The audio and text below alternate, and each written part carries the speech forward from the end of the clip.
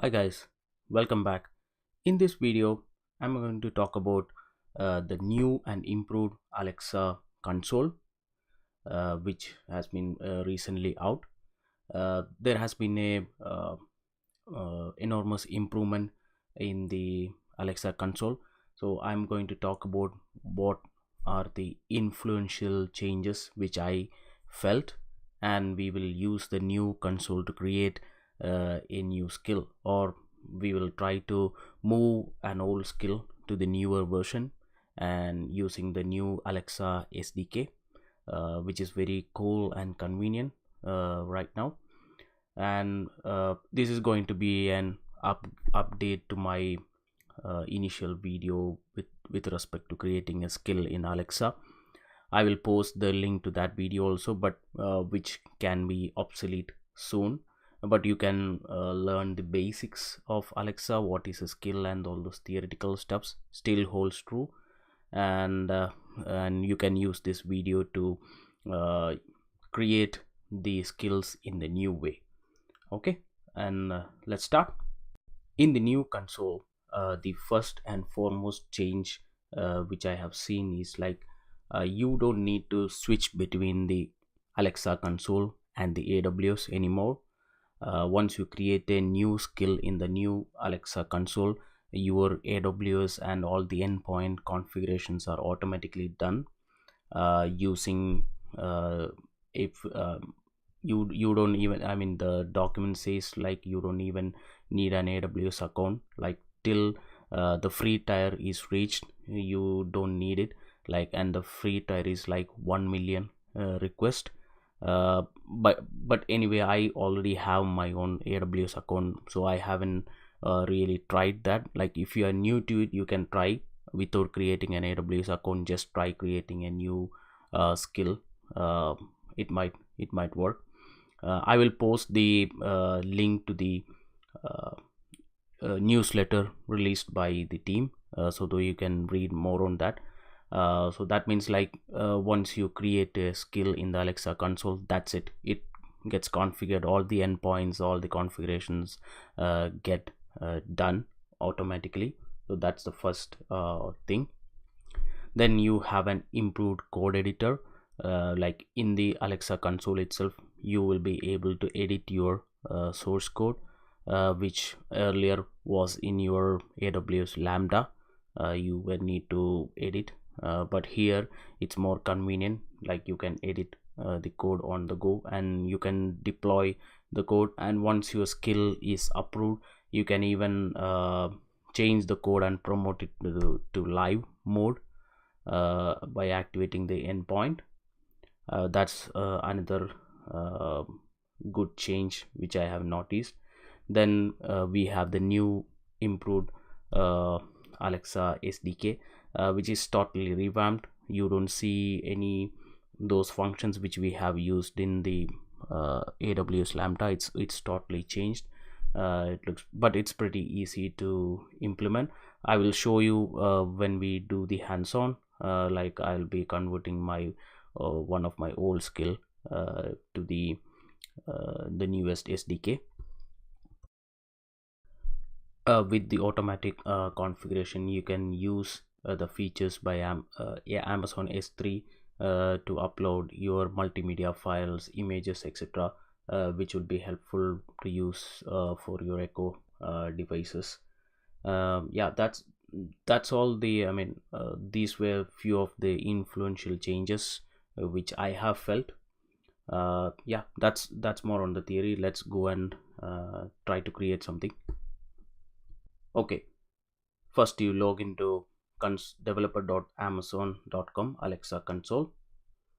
Like, this is how my console look like. You have, I mean, I have all the skills which I previously created present here, and this is the skill which I have shown in my initial video, like a skill which fetches a random Disney heroes and speaks it out to the user. And like, if you go here, you can see you have the skill name, the build module. Now this is the newer one, the code, then the test, distribution, certification, and analytics. And if you go to the code here, you will get a message saying that like this, since this was created in AWS Lambda with the and not using the hosted skills, you probably won't see the source code here. You have to go to your AWS Lambda console and need to update it. Yeah. And let's see how the Lambda function look like. So if you go to the Lambda function, so you can see this uses the old version of the Alexa SDK. You have few constant messages defined over here, like the welcome message, like fetching the hero, help message, stop message, and reprompt message, break time, etc. Then you had the data, like the name of the heroes defined here. Then these were the handlers for the request, like the launch request, then the function to get the hero, then how to handle the yes, no, help, cancel, etc. So these were the function that we use that time. Now we are going to create this using the new SDK. Let's start. Okay, let's go back to the Alexa main homepage. Click on create skill, then let's enter the skill name. Let me put it as get Disney hero new, let's say. Yeah, and language. Then we are going to select the custom object. We are not going to use flash briefings, smart home, or video. Then now this is your new options that you have, like self-hosted, like which is like if you have your own servers and you can write your own hosted system, like either AWS Lambda or a Node.js custom code you can use.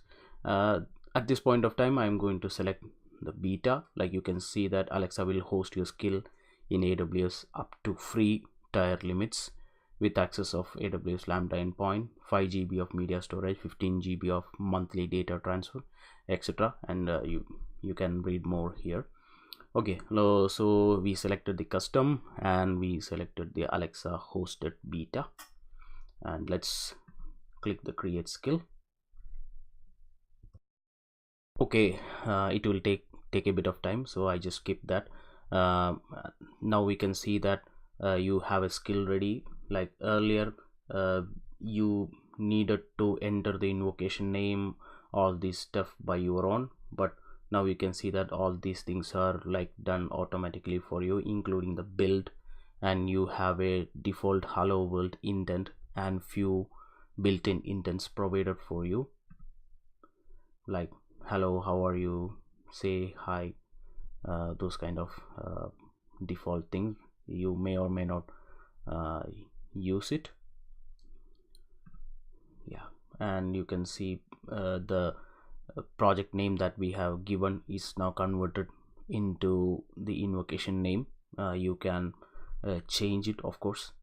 Yeah, and you have the same model and build model as always. Now let's go to the code. Yeah, now you can see that you have the new SDK which is being used.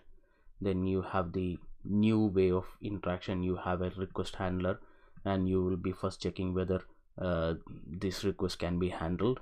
If not, return an error probably. If you can handle, then you just handle the request and return the response. Like here you can see that welcome, you can say hello, which would like to try, I mean. So, and you have the intent handlers where you handle the custom intent request. You check whether the type is intent request and the name of the intent, and accordingly you process. And you can have this you can see all the default all the system provided intents like help, cancel, stop, like similarly how we had here, like yes, no, help, cancel. All these things are handled in much more better way. Then you have the session ended handler. Then you have an error handler, like something is some error happen, you can use this error handler. And there is a test and this is where you export the all the handlers. That's how the source code looks like. Now let's go ahead and change it so that we can bring in our uh, Disney heroes here. Yeah, okay. Let's start with adding a new indent. We don't want this hello world indent, so just let's delete it. Okay, click on add. So we are going to have get a Disney hero. These things remains the same. Like if you are planning to migrate just move an existing skill, you can easily copy the JSON file from the old skill and paste it here. Everything appears there. But at this point of time I just want to do this like this. Okay, so now you have the new intent and you have the sample utterances over here. Now in the built-in we are going to add a few built-in events also, like we need a help. It's already a help, cancel, stop is there. We should have a no, and we should have a yes. Cool. Okay, so let's go to yes, just add yes as the utterance, no as no, and what else, help, and we are just going to leave the cancel and stop just like that.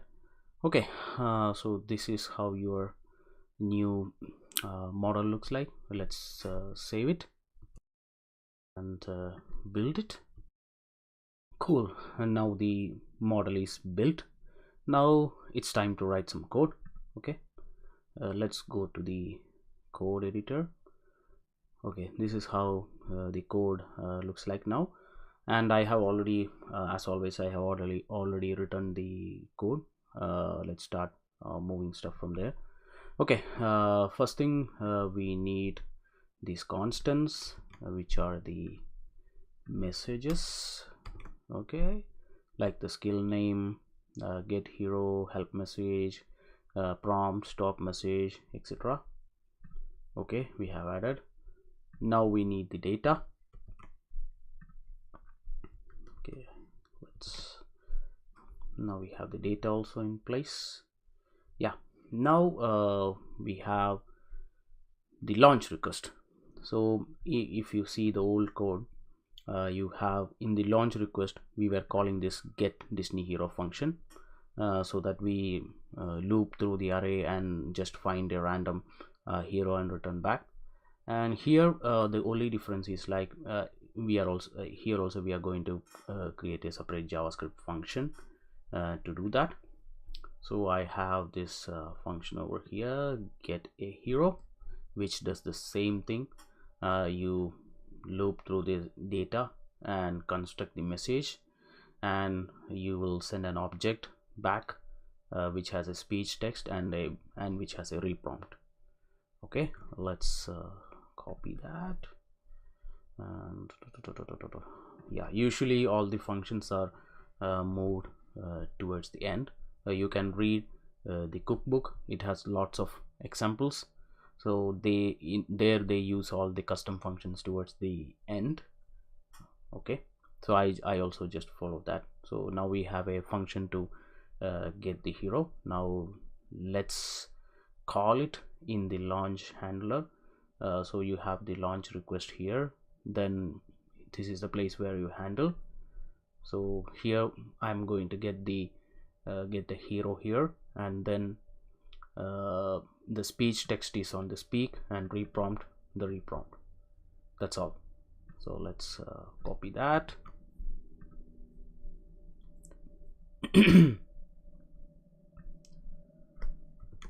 Cool, and then save it. So So now we have handled the launch, so that the moment you say open get Disney Heroes New, then this method gets called and you get a new hero.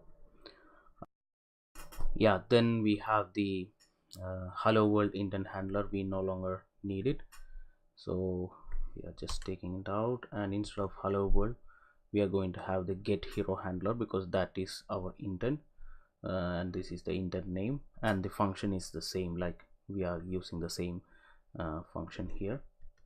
Then we have two more actions, which is yes and no, like uh, as the previous skill, like what it does is, like, it will give you a hero and ask whether you want a more heroes. So it expects like an yes or no answer. So if you say yes, it will again fetch you a hero. If you say no, it will end the session. So let's add the yes and no handler. It's again, the core content is basically the same. Inside your handler, you just call the get a hero function and just pass in the speech and reprompt if required. So now we have the launch request ready, the get hero handler ready, yes handler and no handler ready. Then and help and cancel, we are just leaving it as of now. Yeah, probably for the cancel and stop we can add something. I have something. Yes, we already had the stop message created, so we just, so like if you have cancel and or stop, you will get this enjoy the day, goodbye. Okay, yeah, next step is, like, you need to export. Like, okay, it's already showing an error. Let's go and copy our handlers. Yeah, copy, yes handler,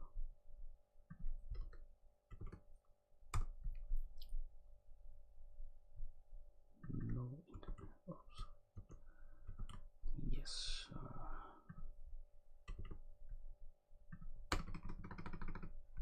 cool. Yeah, now we are ready, and make sure you read this. So the intent reflection handler should be the last one, so that it won't override your like custom handlers. So, like, okay, so that's all with the code. So we have just, I mean, within probably 5 minutes we have just created a new skill. Yeah, and let's save it, and let's click deploy. Now it's time to do the testing. Let's click on the test.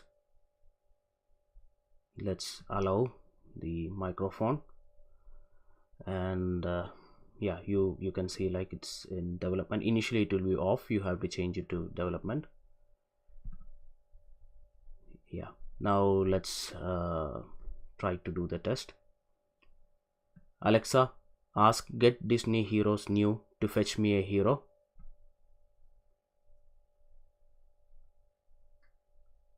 Here's your hero, Cinderella. Do you want more? Yeah, that works. Yes. Here's your hero, Aladdin. Do you want more? Yes. Here's your hero, Genie. Do you want more? No. Enjoy the day. Goodbye. Cool. So that's all. So this is a new and improved Alexa console, and we just created a new skill, I think, pretty quickly. Thanks for watching. Yeah, thank you. Bye bye.